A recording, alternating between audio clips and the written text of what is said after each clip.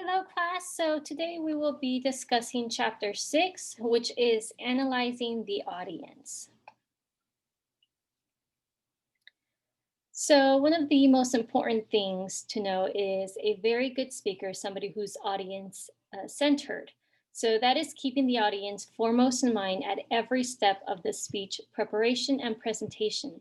So that means as you're actually thinking about your topic, as you're actually researching your topic, as you are writing your speech and trying to see how you're going to organize it, what are the types of facts or statistics or supporting evidence that you're going to be including in that, you have your audience in mind. You're thinking, who is my audience?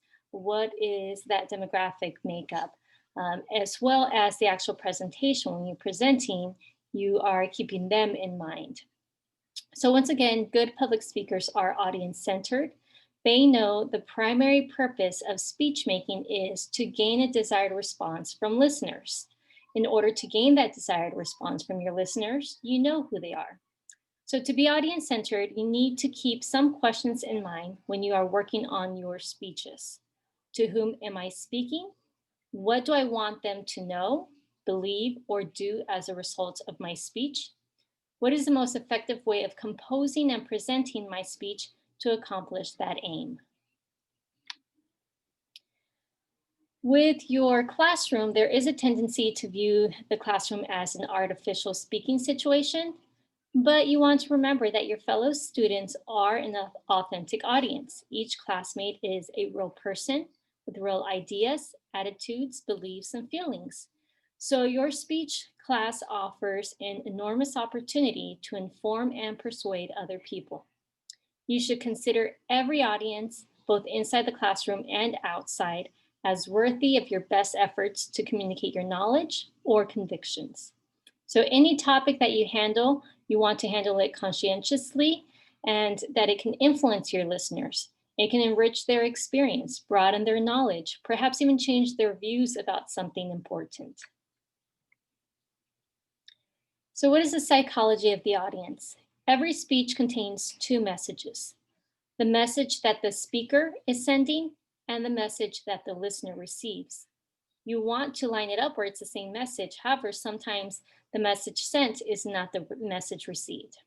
So as we talked about in chapter 1, what a speaker says is filtered through a listener's frame of reference. So that is the total sum of that listener's needs, interests, expectations, knowledge, and experience. As a result, we listen and respond to speeches not as they are, but as who we are. In other words, people hear what they want to hear and disregard the rest. So what do people want to hear? They want to hear about things that are meaningful to them. This is because people are egocentric.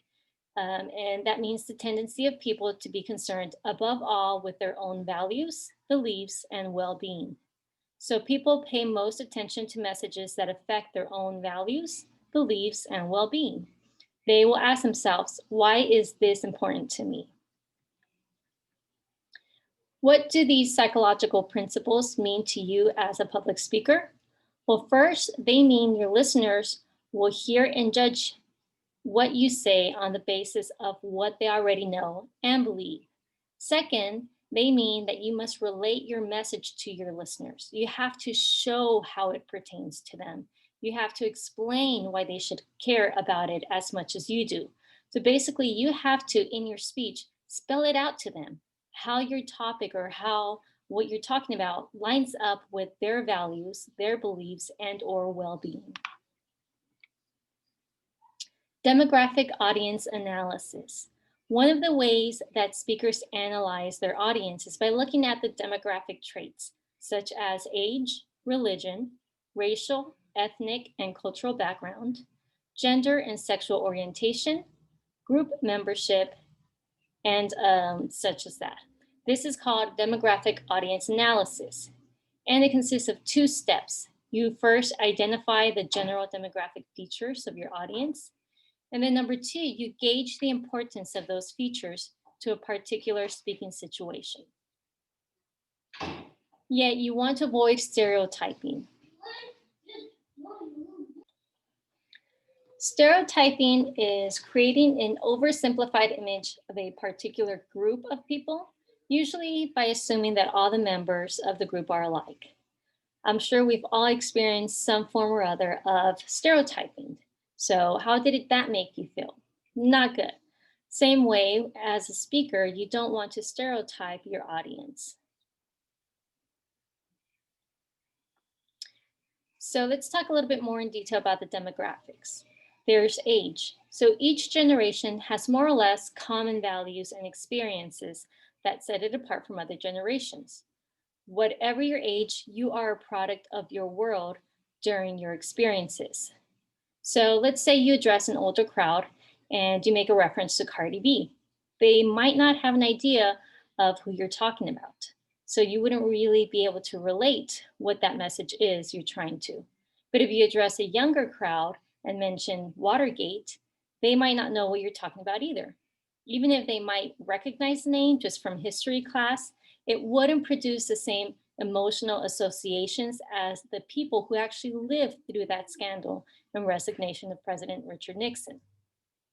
Let's talk about COVID-19. Right now, the people who are going through what those feelings are when we weren't certain of what's going on and still are, kind of trying to go to the store and get as much supplies and wipes and, the Clorox and the toilet paper. So let's say decades down when somebody's doing a presentation about COVID-19, the younger people wouldn't have those same feelings that it stirs up for those who actually live through it. The new generation might not even understand, why the older generation keeps a big supply of toilet paper.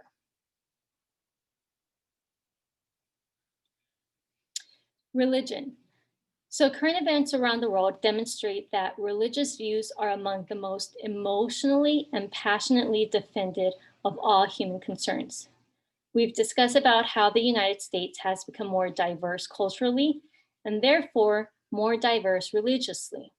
A leading scholar on the subject says that United States is the most religiously diverse nation in the world. But you also have to know that there is great diversity even within those different faiths. So for example, not all Catholics support the official view on birth control, or not all Muslims favor subservient status for women. So you want to keep in mind that we are a nation of many faiths, voices, and views. When you speak of religious dimensions, be considerate of the different religious orientations of your listeners and where they stand on the views within those specific religions. Racial, ethnic, and cultural background. Just repeating from our prior chapters, we're multiracial, multi-ethnic country. The millennial generation seems to be the most resolute in their commitment to diversity. Racial diversity may be the most defining and impactful characteristic of the millennial generation, according to a report from the Brookings Institute. Regardless of where you are speaking, just be aware that some of your listeners may have racial, ethnic, or cultural perspectives that will affect their attitudes toward what the topic is of your speech. Can you maybe think of a topic or an audience situation where this could come into play? There might be specific ethnic or cultural beliefs towards a topic that it just doesn't line up with what your topic might be. Gender and sexual orientation, you always want to be wary of pigeonholing listeners into a stereotypical gender roles. So for example, if you're delivering a speech about business, you don't want to refer to the business owners just as he. Or if you're talking about shoppers, you don't want to use the word she. So you always want to be careful of your word choice. Maybe say he or she. And that way it won't, cause any eyebrows raising or frowns because you are using those specific words. In more detail, I guess not all business owners are male and not all shoppers are female. With group membership, Americans are very group oriented. Groups are even, on campus. You might have classmates that belong to fraternities. sororities, InterVarsity, Young Republicans, Film Society, Ski Club, and so on. So the group affiliations of your audience may provide excellent clues about your listeners' interests and their attitudes. Other variables to consider are maybe occupation, economic position, social standing, education, and place of residence. So for example, let's say you are doing a speech about road improvement or better education. It might not resonate with an audience who lives in affluent, well-paved neighborhood. Their children attending private schools. They might say, well, I don't see why our children need better education. They have the best. So you just want to be aware what your topic is and how that would resonate with your audience. Situational audience analysis, it builds on the demographic analysis. It identifies traits of the audience unique to the specific situation at hand that you're speaking. So it is audience analysis that focus on the situational factors such as the actual size of your audience, the physical setting, and the deposition of the audience toward that topic, speaker, and the occasion. So for the size, the larger the audience, the more formal your presentation must be. Audience size might also affect your language, your choice of appeals, and your use of visual aids. Physical setting, any adverse conditions such as the example below could seriously impair your audience willingness to accept your ideas or even to listen to your speech at all. So let's say, for example, you are one of the last speakers to present right before lunch, then that means that your audience is going to be hungry and be thinking more about what they're going to be eating for lunch versus your topic. If you have an audience that's really cramped in a really hot room, there's not enough seating, some people are having to stand, it's not very comfortable, same thing, that might affect them being able to actually accept or listen to your ideas. When you are invited to speak, don't be shy to ask questions to whoever is arranging the speech. Find out if you could go see what the room looks like, the visual aids, make sure that it works. Also make sure that like the microphone, if it's going to be a very large audience, that everybody from the front row to the back row can hear you, that there's going to be enough seats. So you want to do what you can, as much as what you can control, what's in your control, to really set up for your speech to be a success. For the deposition toward the topic, once you have your topic, you have to consider in more detail the audience interest in that topic, maybe their knowledge about it and attitudes toward it. With the disposition toward the speaker, audiences respond to message is invariably colored by their perception of that speaker. The more competent listeners believe a speaker to be, the more likely that they are to accept what he or she says. Just the same, the more listeners believe that a speaker has their best interests at heart, the more likely they are to respond positively to the speaker's message. So when you are presenting, you want to relay your message, your choice of words, that you are genuinely trying to inform them, provide them information, and persuade them for something that's in their best interest. Disposition toward the occasion. Occasions will dictate how long a speech should be. You should never exceed that time under any circumstance. Also, don't exploit an occasion for your own purposes. So an example of that would be, let's say there's a guest speaker invited to present at a graduation. And in the speech, they start promoting maybe their own business. Then that audience could get angered because that time is being used for their own personal reasons instead of the specific reason for that occasion. Getting information about the audience. You can learn a lot about your classmates by just observing and conversing with them. You might want to know more about their knowledge and attitudes on the specific topics that you plan on speaking about. For a formal audience, you would have an analysis questionnaire, and that would provide you with information from the audience on that topic. So with that questionnaire, there's 3 main types of questions that you would include. You would have fixed alternative questions. This offers a fixed choice between 2 or more responses. So an example would be, do you know what and give them the topic of what you plan on speaking. So it would allow them to say yes, no, or not sure.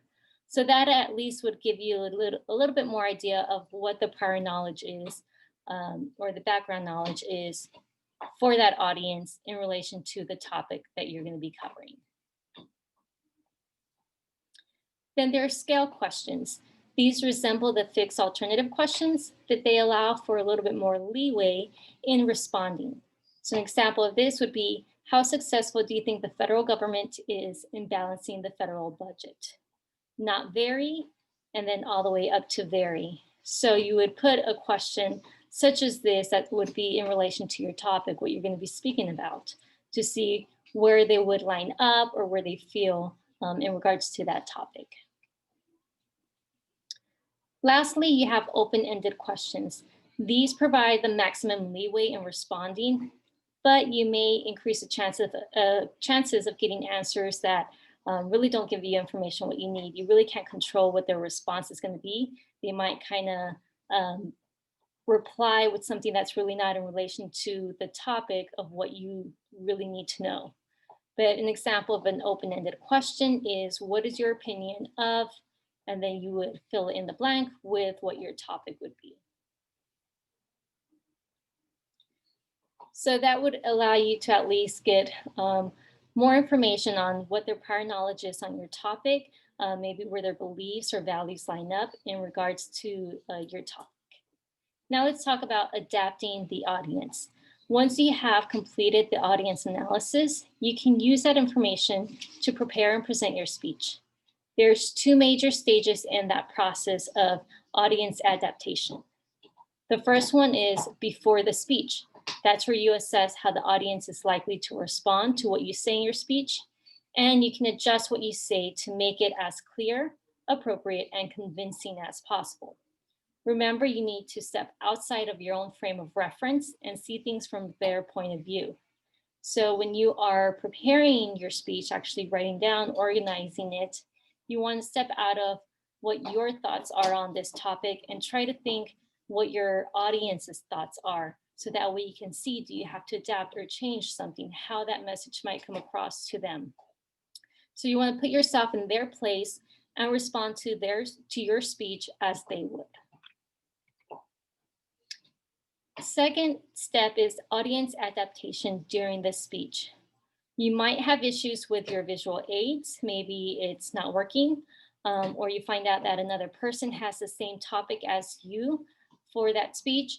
So you might learn that the audience will be much larger or smaller than you expected, or that your time has been cut in half because maybe a prior speaker went over their time. These different types of situations are when you have to adapt, change something from what you had originally planned with your speech. But you want to avoid panicking. Do not panic. You just want to maybe find another way to present your visual aids, maybe modify your introduction and mention the other person who presented on that same topic. Maybe you might add something to, you're going to be discussing a different direction or something that wasn't covered in that topic. Maybe adjust the delivery to the new audience size if it's larger or smaller than expected. And for the last situation, narrow your speech to the most essential points. There might be some things that you might have to cut out that are important, but it wouldn't affect the impact of your speech if your time was reduced. And you always want to keep an eye on the audience feedback as you are presenting to see if they are interested in your speech, if they're upset or confused with your speech. So let's say if they're confused, you might say, let me back up and go over that point again and explain it a little bit more. I'm sorry for all the slides, but I hope that this really helped you in understanding why it's important to really know who your audience is. You're gonna have different audiences. You might have one demographic for one speech, and then you present at a different audience and it's completely different people. So you have to be able to know who they are and be able to adapt and adjust your speech so that way it can be effective for that specific audience. Thank you.